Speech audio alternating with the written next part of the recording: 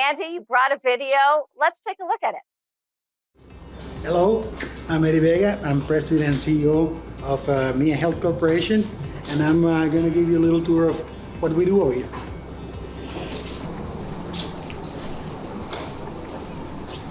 Okay, so we start a process in our shed where the products start for a couple of weeks. That's the first step of sanitation. Then it's brought to this section. It goes from that section into here, and that's where we separate it. We use the mixing system to separate the product. We also spray a sanitizer in there. The sanitizer is a 100% natural product. It's based on HCl. And it's probably made in Canada. The sanitation over here is probably the most efficient. After we sanitize it over here, we take it to another step. But we'd like to point to something. We also recycle the boxes and the bags. Everything that goes into here will be turned into a recycled product at the end. Over here, once the product sanitized, it's placed into this device that will carry it into the UV sanitizer. In this section, we have a magic eye that will capture anything that doesn't belong. A sandwich or a pop can, or a bloody mask, which we shouldn't be handling.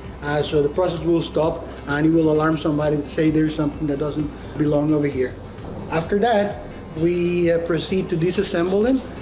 We remove the elastic bands, and then we remove the nose piece. Any of those items can be contaminant for plastic, but everything else then is placed into a baler. We make big bundles of them, and then they're shipped to a facility where they're going to be turned into plastic. Wow, that's extraordinary. I love the Canadian innovation. I love the entrepreneurship. Andy, what can we make from the PPE waste? Well, it's something. It is a challenge, but it's also an opportunity. There's gold in the garbage, and people don't realize that. And industry is based on what we need. That stuff, that masks, those PPEs, compared to virgin plastic, is a competitive edge for people in Canada. When you have a worldwide situation like we have with COVID right now and before, and nothing could come to the plastics industry, where you had a freak winter storm in Texas, or or a hurricane that hit New Orleans, or a freighter that gets lodged in the Suez Canal, and plastic prices go way up and out of control. You need to have that checks and balance. You need to have that homegrown technology and that homegrown availability to feed the market, and that's through recycled plastics. And we see now with people like ExxonMobil and others who make the virgin plastics that they were running to people like me to get more and more plastics because they needed to fill their market. And I said, no, Canada first, then the world.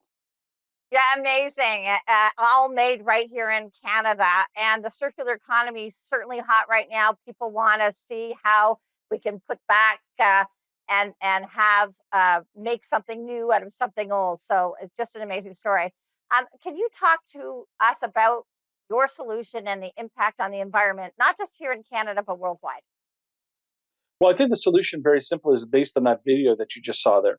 It's an idea of circular economy, that we want to work within 100 kilometers of another station. So small mini stations that are strategically placed in communities across this country, north, south, east, and west, have enough business out of hospitals, veterinary, dental, retail, manufacturing to feed those types of stations. And those stations divert. That's the big word, divert. We don't incinerate, we don't bury it, we don't put it in concrete as a filler. We divert it into other industries that will feed circular economy.